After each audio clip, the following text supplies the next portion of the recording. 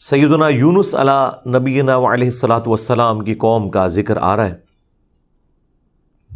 دیکھیں اللہ تعالیٰ کی یہ سنت ہے کہ اللہ تعالیٰ جب بھی کسی قوم میں کسی رسول کو مبعوث کرتا ہے تو وہ وہاں جا کر دھمکی لگاتے ہیں کہ ہم پر ایمان لے آؤ، نہیں تو بڑے دن کا عذاب تمہیں آ پکڑے گا۔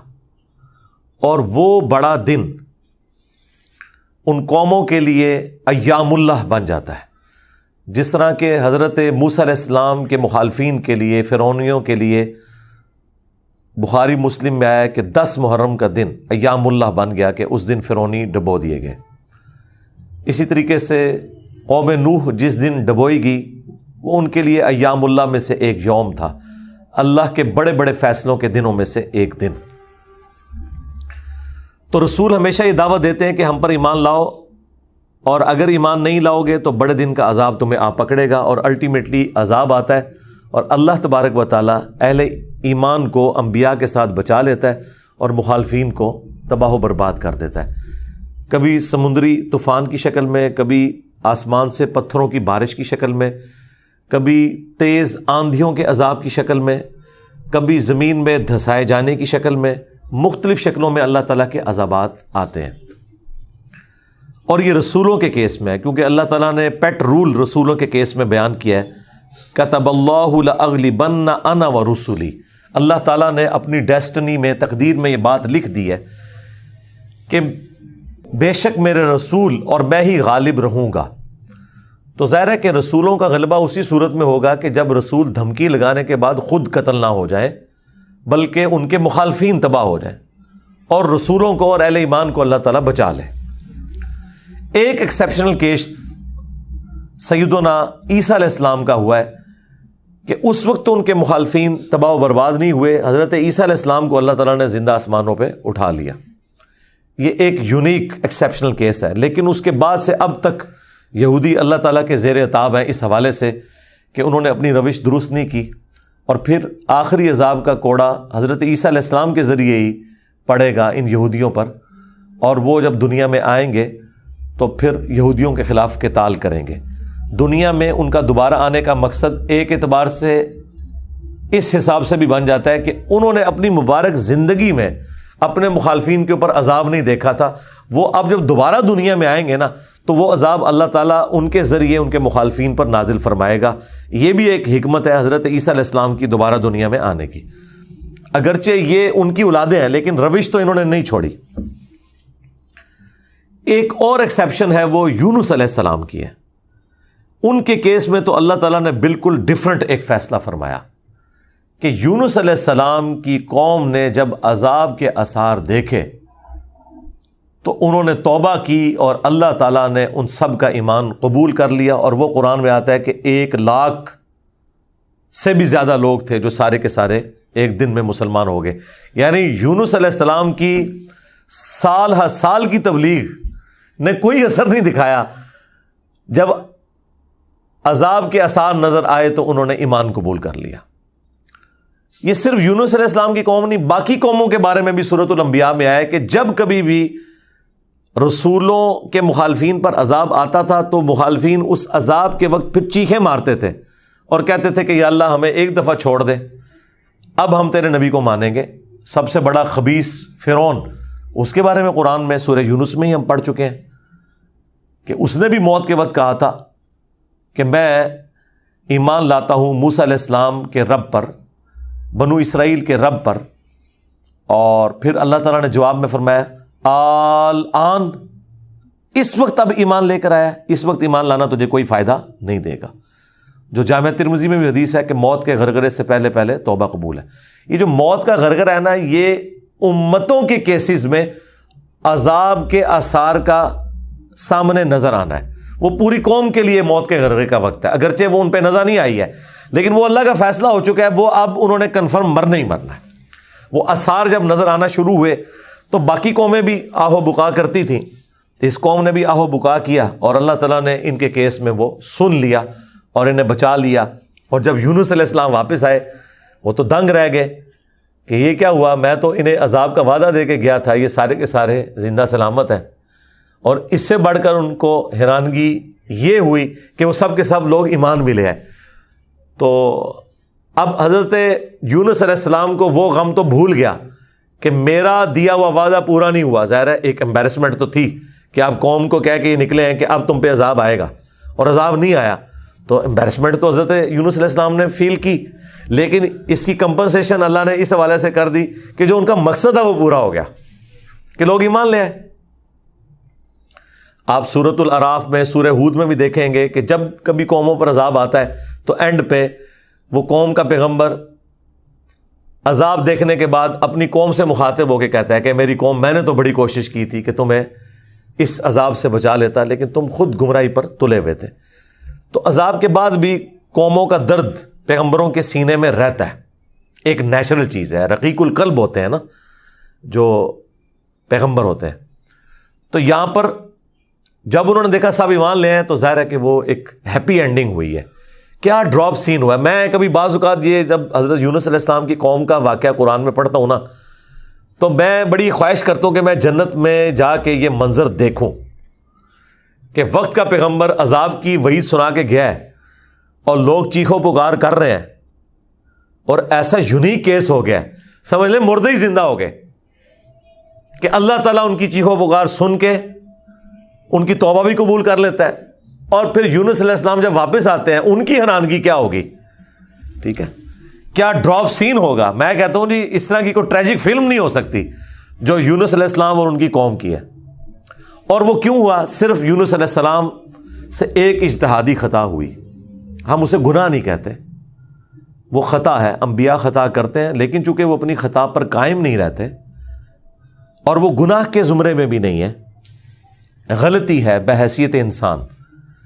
انسان غلطیوں سے پاک اگر ہم پیغمبروں کو کہتے ہیں تو یہ پاک وہ والا نہیں ہے جس طرح اللہ پاک ہے. آپ سبحان کا لفظ صرف اللہ کے ساتھ بولتے ہیں, کوئی پیغمبر بھی سبحان نہیں ہے.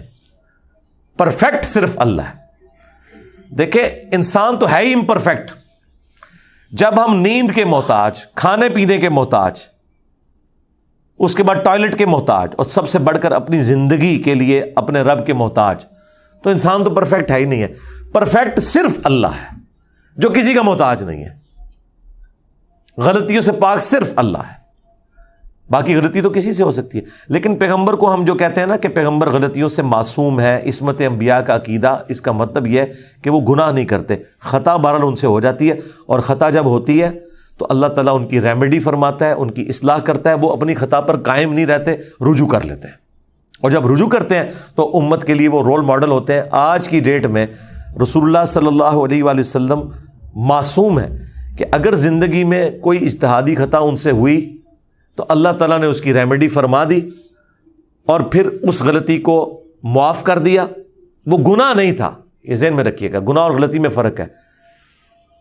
گناہ وہ ہوتا ہے کہ جو پوری وعید معلوم ہونے کے باوجود انسان وہ ایکٹیویٹی پرفارم کر لے. اجتہادی خطا یہ ہوتی ہے کہ وہ ایک ایسی صورتحال اس کے سامنے آئے جس میں اس کے سامنے دو آپشن موجود ہوں, اور اس میں سے وہ ایک ایسا آپشن اڈاپٹ کر لے جو اللہ کی مرضی نہ ہو, اور جو اللہ کی مرضی والا آپشن ہے اسے وہ ترک کر دے. اور یہ وہ بدنیتی پہ نہیں کر رہا, اس کی سمجھ میں ہے ہی ہے اس کا آپشن, وہ نافرمانی سمجھ کے نہیں کر رہا. جس طرح نبی علیہ السلام نے کیا, غزوہ بدر کے قیدیوں کو چھوڑ دیا. سورہ محمد میں یہ آیت نازل ہو چکی بھی تھی کہ جب تک فتنہ مکمل طور پر ختم نہیں ہو جاتا آپ نے ان کو قتل کرنا ہے, اپنے مخالفین کو. قتال کی آپ کو اجازت دی گئی, سورہ محمد کا نام ہی سورہ قتال ہے. ہاں جب فتنہ ختم ہو جائے اس کے بعد جو جنگیں ہوں گی نا, اس کے بعد آپ کی مرضی ہے, چاہے تو فدیہ لے کے کافر قیدیوں کو چھوڑ دیں اور چاہے آپ انہیں قتل کریں. اب بدر کے بعد فتنہ تو ختم نہیں ہوا تھا, لیکن نبی علیہ السلام نے یہ ایزیوم کیا کہ 70 سردار ان کے مر گئے, ان کی کمر ٹوٹ گئی, وہ جو 70 ہم نے قیدی کیے ہوئے, چلو ہم انہیں فدیہ لے کے چھوڑ دیتے ہیں, شاید یہ لوگ اسلام قبول کر لیں. اپنی شرافت کی وجہ سے نبی علیہ السلام نے ایسا کیا. تو اس پہ پھر اللہ تعالیٰ نے سورۃ الانفال میں آیت نمبر 67 68 میں فرمایا کہ اگر وہ پہلے آیت نازل نہ ہوئی ہوتی نا سورہ محمد کی, تو ہم تمہیں عذاب دیتے اس عمل کے اوپر جو تم نے غزوہ بدر کے قیدیوں کو چھوڑ دیا, کیونکہ فتنہ تو ابھی ختم نہیں ہوا, تمہارا کام تھا قتل کرتے. اور حضرت عمر کا مشورہ بھی یہی تھا, بخاری مسلم میں, لیکن نبی علیہ السلام اور حضرت ابوبکر اپنی شفقت کی وجہ سے انہوں نے یہ پلی لی کہ وہ آیت میں آیا نا کہ فتنہ جب ختم ہو جائے تو پھر تمہاری مرضی ہے، تو ہم یہ ایزیوم کرتے ہیں کہ فتنہ ختم ہو گیا. یہ بدنیتی کی وجہ سے نہیں تھا، واقعی انہوں نے یہ ایزیوم کیا تھا. لیکن وہ کس قسم کے ناہنجار لوگ تھے. حضرت عمر رضی اللہ تعالیٰ عنہ نے یہ کنکلوڈ کیا کہ نہیں، یہ اس قابل ہیں، یہ قتل ہونے چاہیے. بہرحال وہ اجتہادی خطا اللہ تعالیٰ نے معاف کی. اس طرح باقی انبیاء کرام کے بارے میں حضرت آدم علیہ السلام کی غلطی کا ذکر ہے. موسیٰ علیہ السلام سے بندہ مر گیا تھا، نوح علیہ السلام نے اپنے کافر بیٹے کے لیے دعا کر دی تھی. حالانکہ آج ایک مسلمان، عام مسلمان کو بھی پتہ ہے کہ کافر کی مغفرت نہیں ہو سکتی. تو نوح علیہ السلام کو کیا نہیں پتہ تھا؟ بس وہ وقتی طور پر ایک سمجھ لیں ایک باپ کی حیثیت سے ان کا دل پسیج گیا. انہوں نے کہا یا اللہ تو نے وعدہ کیا تھا مجھ سے کہ تو مجھے اور میرے گھر والوں کو بچائے گا، تو میرا بیٹا بھی تو میرے گھر والا تھا. تو اللہ تعالیٰ نے فرمایا کہ اس چیز کا سوال نہ کر جس کے بارے میں تجھے علم نہیں ہے. بڑا کریٹیکل جملہ تھا، اس میں مسئلہ تقدیر بھی چھپا ہوا ہے. ایک تو سمپل معنی ہے کہ اس بارے میں مجھ سے سوال کیوں کر رہا ہے؟ تم نے کب یہ ایزیوم کر لیا کہ تمہارے گھر والے اگر کفر کریں گے تو میں انہیں چھوڑ دوں گا؟ گھر والوں سے مراد وہ گھر والے تھے جو ایمان لے کر آئیں گے. آپ کی بیوی نہیں لائی، ایک بیٹا نہیں لایا، باقی گھر والے لے آئے ایمان، تو بچ گئے. اور دوسرا یہ جو جملہ تھا نا کہ اس چیز کا سوال نہ کر جس کے بارے میں تجھے علم نہیں، سورہ ہود میں آیت نمبر 46 میں، اور اے نوح جاہلوں میں شمار نہ ہو. یہ بڑا سخت جملہ ہے. یہ مسئلہ تقدیر کی طرف اشارہ ہے کہ تجھے نہیں پتا کہ میری تقدیر میں یہ لکھا ہے کہ یہ نبی کا بیٹا ہونے کے باوجود بھی اللہ کے علم میں یہ جہنمی ہے. وہ اللہ تعالیٰ نے اسے جہنمی نہیں بنایا بلکہ اپنے کرتوتوں کی وجہ سے. تو اللہ کی تقدیر کے اوپر تو کسی کا بھی علم نہیں ہے نا جب تک اللہ تعالیٰ مطلع نہ کر دے. یہ بہت کریٹیکل ایشو ہے، اس لیے میں نے الگ سے ایک ویڈیو اس پہ ریکارڈ کروائی ہے. عصمت انبیاء کا عقیدہ، اس کا ٹائٹل ہے انبیاء گناہ نہیں کرتے. یہ ہمیں جو عصمت انبیاء کا عقیدہ بتایا گیا ہے وہ یہ ہے کہ نعوذ باللہ انبیاء کے اندر گناہ کرنے کی حص ہی نہیں ہوتی. یعنی انبیاء کرام جو ہے ان کے ساتھ وہ کمزوریاں بشری اٹیچ نہیں ہیں جو باقی انسانوں کے ساتھ اٹیچ ہیں. اگر یہ بات ہوتی تو انبیاء کی فضیلت ہی نہ ہوتی. انبیاء کی فضیلت ہے ہی اس وجہ سے کہ وہ بشری کمزوریوں پر اوور کم کرتے ہوئے اللہ کے خوف کی وجہ سے گناہوں سے بچ جاتے ہیں. ادروائز پھر فرشتوں میں اور انسانوں میں کوئی فرق ہی نہ رہ جائے. تو یہ ہے اصل چیز جو انہیں فضیلت میں لے جاتی ہے عام انسانوں کی نسبت، کہ وہ اللہ کا اتنا خوف رکھتے ہیں کہ وہ گناہوں سے بچتے ہیں. رہی لغزش اجتہادی خطا وہ ہو سکتی ہے. تو میں نے وہ انبیاء گناہ نہیں کرتے اس میں تفصیل کے ساتھ واقعات مختلف قرآن سے بیان کیے. سورہ یوسف میں ہے کہ اس عورت نے یوسف کا قصد کیا، یوسف بھی عورت کا قصد کر لیتا اگر اپنے رب کی برہان نہ دیکھتا. اب اندازہ کریں، اللہ تعالیٰ فرما رہا ہے کہ یوسف علیہ السلام بھی اس برائی میں پڑ جاتے اگر اللہ تعالیٰ انہیں ایک خاص نشانی نہ دکھاتا. وہ قرآن میں تو رپورٹ نہیں ہوئی، اسرائیلی روایتوں میں آتا ہے کہ اللہ تعالیٰ نے اس وقت حضرت یوسف علیہ السلام کو اپنے والد کی شبیہ دکھا دی تھی، حضرت یعقوب علیہ السلام کی، اور وہ انگلی سے یوں اشارہ کر رہے تھے کہ یہ کام نہیں کرنا تم نے. یا اس وقت شیطان بھیانک شکل میں انہیں نظر آ گیا کہ یہ شیطان مجھ سے برائی کا کام کروانے لگا ہے. بہرحال کوئی نشانی اللہ نے دکھائی ہے قرآن میں ہے اور اس کی وجہ سے وہ برائی سے بچے ہیں. اس کا مطلب ہے کہ ان میں مادہ موجود تھا لیکن اللہ نے انہیں بچایا ایک نشانی کے ذریعے. تو انبیاء کی اللہ تعالیٰ حفاظت کر لیتا ہے. یونس علیہ السلام سے جو آپ سمجھ لیں اجتہادی خطا جسے ہم گناہ نہیں کہتے وہ یہ ہوئی کہ جب مقررہ وقت کے اوپر قوم یونس ایمان نہیں لے کر آئی تو یونس علیہ السلام نے انہیں کہا کہ اب 3 دن بعد عذاب آ جائے گا. جو اللہ نے وعدہ کیا تھا کہ یہ ان کا سمجھ لیں ٹائم اینڈ ہو رہا ہے، اس ٹائم لائن کے بعد عذاب آنا ہے. لیکن ساتھ یہ ضروری تھا کہ اللہ تعالیٰ کی وحی کا انتظار کرنا ہے اس علاقے کو چھوڑنے سے پہلے. تمام انبیاء جب قوموں کو وحی سناتے ہیں نا تو پھر اللہ تعالیٰ کی وحی کی اجازت کے بعد اس علاقے کو چھوڑتے ہیں. نبی اسلام نے بھی ہجرت دیکھیں اینڈ پہ کی ہے، ایویں نہیں، مطلب آپ خود سے نہیں نکلے، اللہ تعالیٰ کی وحی کے ذریعے نکلے. قرآن میں سورۃ الانفال میں آیا تھا کہ یہ جب کافر کہتے تھے نا کہ ہم پر عذاب کیوں نہیں نازل ہوتا، ہم نبی کا انکار کر رہے ہیں، تو اللہ تعالیٰ نے فرمایا کہ جب تک اے نبی تم ان میں موجود ہو ہم ان کو عذاب نہیں دیں گے. اللہ کی سنت ہے کہ جب کبھی کسی قوم کو عذاب دینا ہوتا ہے نا تو اس قوم میں سے انبیاء اور اہل ایمان کو الگ کرتا ہے، پھر باقی کی قوم پر عذاب آتا ہے، اور وہ اللہ تعالیٰ نے نکالا اور غزوہ بدر میں لا کے ڈبویا ان کو، جس طرح فرعونیوں کو اپنے محلات سے نکال کے سمندر میں غرق کیا تھا، مشرکین عرب کو اپنے گھروں سے نکال کر بدر میں ڈبویا صحابہ کرام کی تلواروں کے ذریعے۔ یہ عذاب استیصال کی ایک قسط ان پر آئی تھی۔ تو یونس علیہ السلام نے ازیوم کیا کہ ظاہر ہے کہ اس کے بعد عذاب تو آنا ہی ہے، لیکن ان کی شان اس سے بلند تھی کہ وہ وحی کا انتظار کیے بغیر نکل گئے۔ بس جب وہ نکلے، جس کشتی میں سوار ہوئے، وہ کشتی جو ہے وہ بھنور میں پھنس گئی، اور ان کی اپنی ایک نارمز چل رہی تھیں کہ اگر کشتی بھنور میں پھنس جائے تو یہ اس چیز کی علامت ہے کہ کوئی غلام اپنے آقا کی اجازت کے بغیر بھاگ کر آ گیا۔ پھر وہ قرعہ اندازی کرتے تھے، اور جس کے نام قرعہ نکلتا تھا اس کو فدیے کے طور پر وہ سمندر میں ڈال دیتے تھے۔ پہلی دفعہ قرعہ اندازی کی گئی، بیلٹنگ، تو حضرت یونس علیہ السلام کا نام نکلا۔ ان کا نہیں، یونس علیہ السلام تو اس طرح ہو ہی نہیں سکتا۔ دوسری بار، تیسری بار، تینوں بار یونس علیہ السلام کا نام نکلا قرعہ اندازی میں۔ تو یونس علیہ السلام نے، اچھا قرآن میں اشارتاً اس کا ذکر ہے، اسرائیلی روایتوں میں تفصیل کے ساتھ ہے، لیکن یہ بالکل قرآن میں فٹ ان بیٹھتی ہیں۔ یعنی آپ کو یہ تو بتایا گیا کہ یونس السلام مچھلی کے پیٹ میں رہے، تو وہ مچھلی کے پیٹ میں پہنچے کیسے تھے؟ مچھلی کے پیٹ تک پہنچنے کے لیے تو آپ کو ابدوز چاہیے، نیچے ہے مچھلی، اتنی بڑی ویل مچھلی ہے، کوئی چھوٹی مچھلی کے پیٹ میں تو رہ نہیں سکتا بندہ۔ تو وہ حضرت یونس علیہ السلام کو انہوں نے سمندر میں پھینک دیا۔ یونس علیہ السلام نے خود ہی کہا، ان کو کلک کر گیا کہ یہ معاملہ میرے اینڈ پہ ہے۔ انہوں نے کہا بھائی مجھے پھینکو، تم، مجھے سمجھ آ گئی ہے، ذرا فوراً کلک کر گیا کہ معاملہ خراب میرے سے ہی ہو گیا۔ وہ ان کو سمندر میں پھینک دیا، تو اللہ کے حکم سے ایک مچھلی نے انہیں نگل لیا۔ یہ قرآن میں ہے۔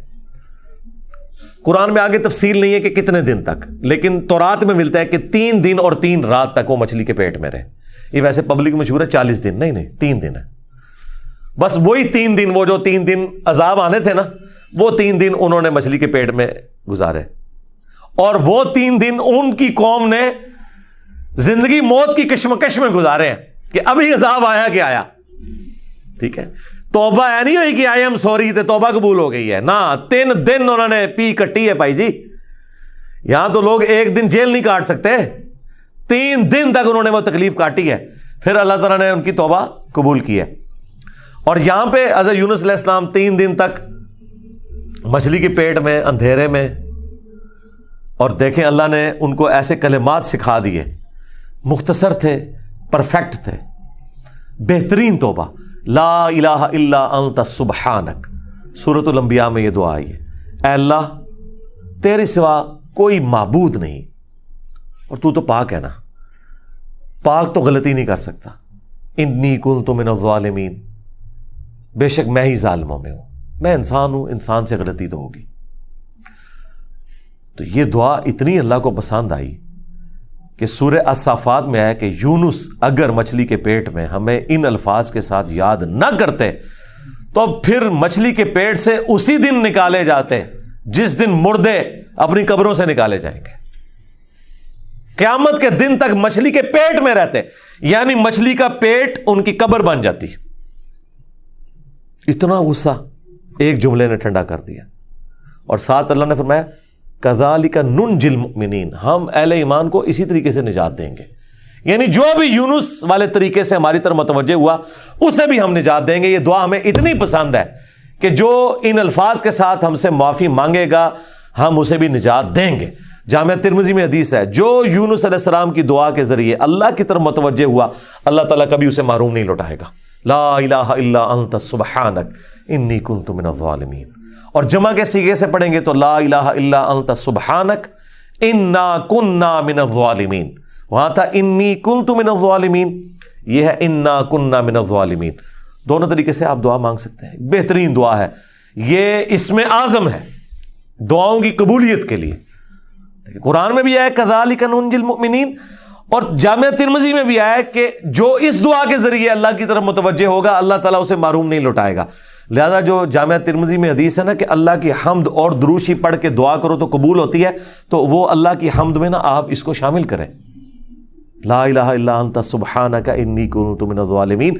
یہ اللہ کی بیسٹ حمد بھی ہے اور بیسٹ استغفار بھی ہے، اور ایسا استغفار ہے کہ اللہ کی رحمت کو ٹریگر کرنے والا ہے۔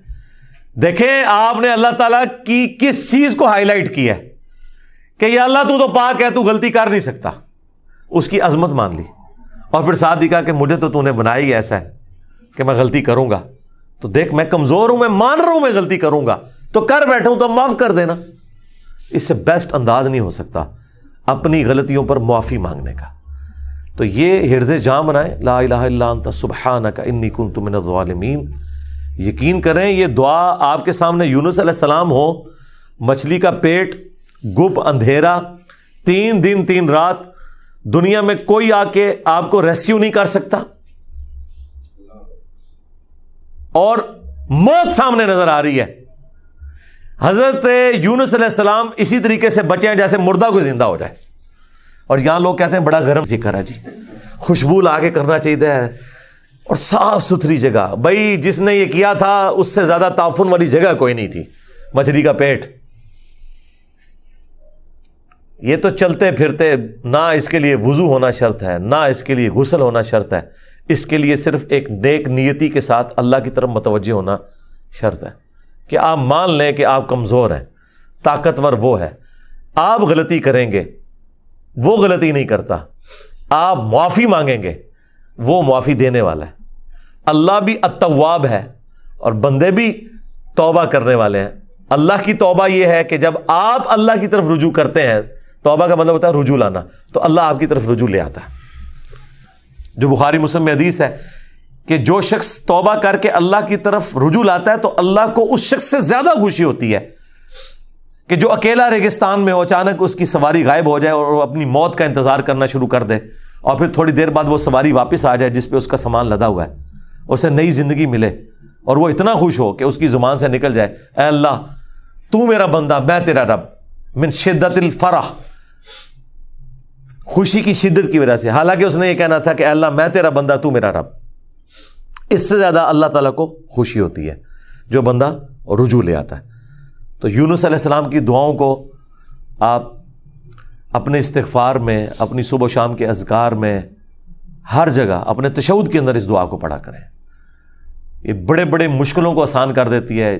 یار آپ دیکھیں ایک بندے کو اپنی موت سامنے نظر آ رہی ہے اور اس موت میں سے اسے زندگی مل جائے، بس جب آپ نا امیدی کے اینڈ پر پہنچے ہوں اور آپ کو کوئی امید نظر نہ آئے تو آپ یہ پڑھیں، لا الہ الا انت سبحانک انی کنت من الظالمین۔ انشاءاللہ تعالی اللہ تعالیٰ اس مشکل میں بھی کوئی نہ کوئی ایسی راہ نکال دے گا جو آپ نے گمان بھی نہیں کبھی کی ہوگی۔ بہرحال وہ 3 دن اور 3 رات کے بعد یونس علیہ السلام کو مچھلی نے ساحل پر ڈال دیا۔ اب ان کا جسم کافی ڈیمیج ہو چکا ہوا تھا۔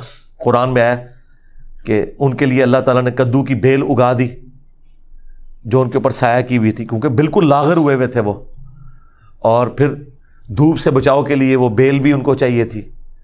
پھر سسٹین ہوئے، جب واپس اپنی قوم میں آئے تو دیکھا کہ جناب سارے رفع دین نمازاں پڑھ رہے ہیں۔ انہوں نے کہا پوری زندگی بخاری مسلم دی حدیثاں دکھائیاں، انہیں رفع دین نہیں شروع کیتا، اچانک کیا ہو گیا ہے؟ یعنی وہ سارے کے سارے مان لے۔ یہ میں آج کے دور میں ٹرانسلیٹ کر رہا ہوں، پھر کہنے کے کتنے لکھے ہیں سرکار؟ دیکھیں اللہ تعالیٰ ہر دور میں اپنے بندے بھیجتا ہے جو اس دور کی لینگویج میں ان کو وہ بات سمجھاتے ہیں۔ تو انہوں نے دیکھا بھی انقلاب یہ کہاں سے آ گیا، سارے اونچی آمین کہہ رہے ہیں، سارے رفع الیدین سے نماز پڑھ رہے ہیں، سارے نے جڑے اپنی شلواریں جھونگ لیاں نے، کیا ہو گیا ہے؟ تو پتہ چلا کہ جناب اللہ تعالیٰ نے معاف کر دیا ان کو۔ اور یہ ایک ایسا ایکسیپشنل واقعہ ہے جو اللہ تعالیٰ کی پوری بنائے ہوئے پلان کے اندر، پوری ڈیسٹنی میں، پوری انسانی تاریخ میں اور کسی کے لیے نہیں ہوا۔ اس خاص واقعے کی وجہ سے ہی اس سورت کا نام سورہ یونس ہے۔ اگرچہ یونس علیہ السلام کا ذکر آپ نے دیکھ لیا، بس یہ اتنا صحیح آ رہا ہے، یہ باقی پورے واقعات قرآن میں سکیٹرڈ فارم میں ہے۔ سورہ ہود سے میں نے بیان کیا، سورۃ الاعراف، باقی صورتوں سے جوڑ کے آپ کو ایک جگہ پوری پکچر بتائی ہے۔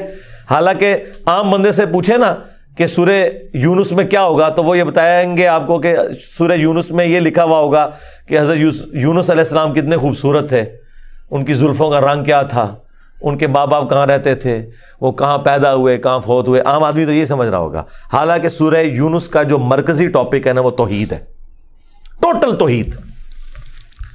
اور اس میں حضرت یونس علیہ السلام بھی فٹ ان بیٹھ رہے ہیں. کیوں؟ توحید کا مطلب یہ ہے کہ ہوگا وہ جو اللہ چاہے گا، اور اللہ چاہے تو اپنا بنایا ہوا قانون بھی توڑ سکتا ہے.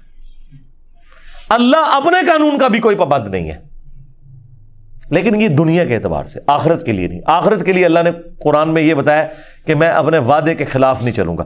آخرت اللہ کا قانون نہیں ہے، وعدہ ہے. اور اگر اللہ وعدہ توڑتا ہے نا تو وہ اللہ نہیں رہتا، کیونکہ جو وعدہ پورا نہ کرے وہ جھوٹا ہوتا ہے، اور جھوٹ اللہ کی طرف منسوب نہیں.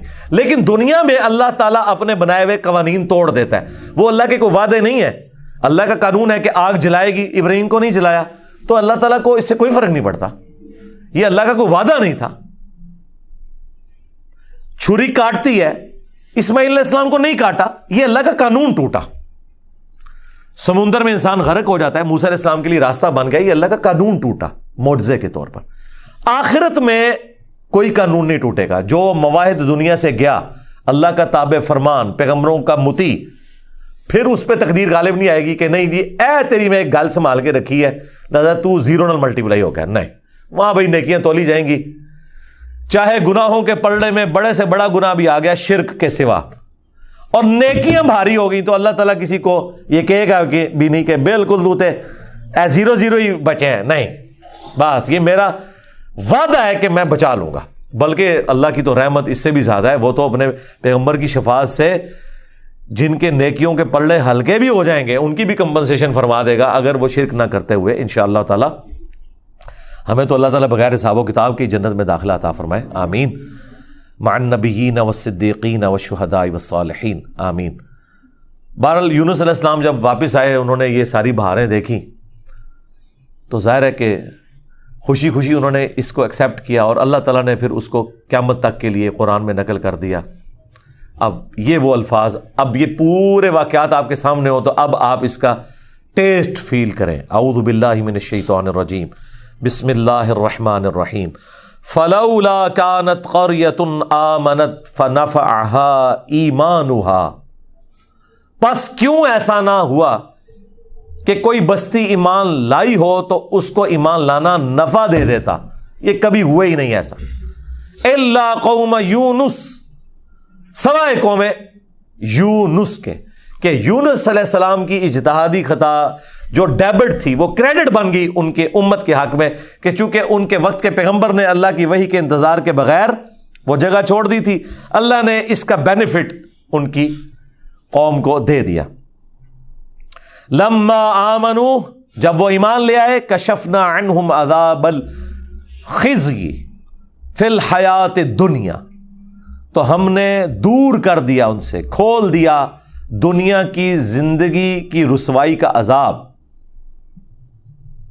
وَمَتَّعْنَاهُمْ إِلَىٰ حِينٍ، اور ہم نے انہیں دنیا میں لطف اندوز ہونے کے لیے ایک اور مدت فراہم کر دی. اللہم احسن عاقبتنا فی الامور کلیہا واجرنا من خزی الدنیا وعذاب الآخرہ. آمین. تو یہاں پر وہ عذاب ہم نے ان سے دور کر دیا، یعنی وہ عذاب آیا ہوا تھا، اس کے آثار نمایاں تھے، پھر اللہ تعالیٰ نے وہ کھول دیا. وہ جس شکل میں بھی تھا، کوئی بادل آئے ہوئے تھے پھر کھول دیے. وَلَوْ شَاءَ رَبُّكَ لَآمَنَ مَنْ فِي الْأَرْضِ كُلُّهُمْ جَمِيعًا، اور اگر تمہارا رب چاہتا تو جتنے لوگ زمین میں آباد ہیں سب کے سب ہی مومن ہو جاتے. اس کا کیا مطلب ہے کہ اگر اللہ تعالیٰ زبردستی ہدایت دینا چاہتا، اس کا یہ مطلب نہیں ہے کہ اللہ تعالیٰ یہ چاہتا ہے کہ لوگ جہنم میں جائیں. یہ رسول اللہ کو سنگولر کے سیغے سے تسلی دی جا رہی ہے کہ اگر اللہ تعالیٰ نے زبردستی ایمان دینا ہوتا نا تو دے دیتا سب کو، لیکن اللہ تعالیٰ یہ چاہتا ہے کہ لوگ خود سے اپنی چوائس سے مجھے چوز کریں. افانت تکرہ الناس حتی یکونوا مؤمنین، تو اے نبی کیا آپ لوگوں کو مجبور کرنا چاہتے ہیں یہاں تک کہ وہ ایمان لے آئیں؟ یعنی آپ نے زبردستی نہیں کرنا۔ حضور ٹینشن ہی بڑی لیتے تھے کہ میں دعوت دے رہا ہوں لوگ قبول نہیں کر رہے، تو حضور کو کہا کہ آپ نے ٹینشن نہیں لینی، جنہوں نے جہنم میں جانا ہے جائیں۔ سورۃ البقرہ میں آیا کہ ہم آپ سے نہیں پوچھیں گے لوگ جہنم میں کیوں پہنچ گئے۔ سورہ طٰہٰ میں آیا کہ ہم نے قرآن اس لیے نازل نہیں کیا کہ آپ مشقت میں پڑ جائیں۔ ما انزلنا علیک القرآن لتشقى الا تذکرۃ لمن یخشی، یہ اس کے لیے ہے جو اللہ کی دھمکی سے ڈر جائے۔ وما كان لنفس ان تؤمن الا باذن اللہ، اور کسی جان کے لیے یہ ممکن ہی نہیں ہے کہ وہ ایمان لے آئے مگر اللہ کے اذن سے۔ مراد یہ کہ صرف کوشش بھی کوئی چیز نہیں ہے، اللہ کی طرف متوجہ بھی ہوں، تقدیر پلس کوشش دونوں مل کے کمپلیشن کی طرف جاتے ہیں۔ ربنا لا تزغ قلوبنا بعد اذ ہدیتنا وہب لنا من لدنک رحمہ انک انت الوہاب، آمین۔ وَيَجْعَلُ الرِّجْسَ عَلَى الَّذِينَ لَا يَعْقِلُونَ، اور اللہ تعالیٰ کی سنت ہے کہ وہ گندگی ڈال دیتا ہے ان لوگوں پر جو بے سمجھ ہیں، یعنی جو اپنی عقل کو استعمال نہیں کرتے ان پر اللہ گندگی ڈال دیتا ہے، انہیں حق بات سجائی نہیں دیتی، اور دوسروں کو اللہ تعالیٰ ان کی کوشش کی سبب ایمان دے دیتا ہے۔ اس کو آپ دنیا میں مثال سے سمجھیں، ایک ہی بارش برستی ہے نا، زرخیز زمین پر برستی ہے تو وہاں سے کھیتی نکلتی ہے، اور گندگی کے ڈھیر پہ جب وہ بارش پڑتی ہے تو بدبو نکلتی ہے۔ اس میں بارش کا قصور نہیں ہے، اس گندگی کے ڈھیر کا ہے۔ ایک شخص نے اپنے آپ کو خود گندگی کا ڈھیر بنا لیا کہ اس نے حق بات قبول نہیں کرنی، تو اس کا اینڈ رزلٹ یہی نکلنا ہے کہ اس سے آپ پورا قرآن گزار دیں، اس سے کوئی فرق نہیں پڑے گا۔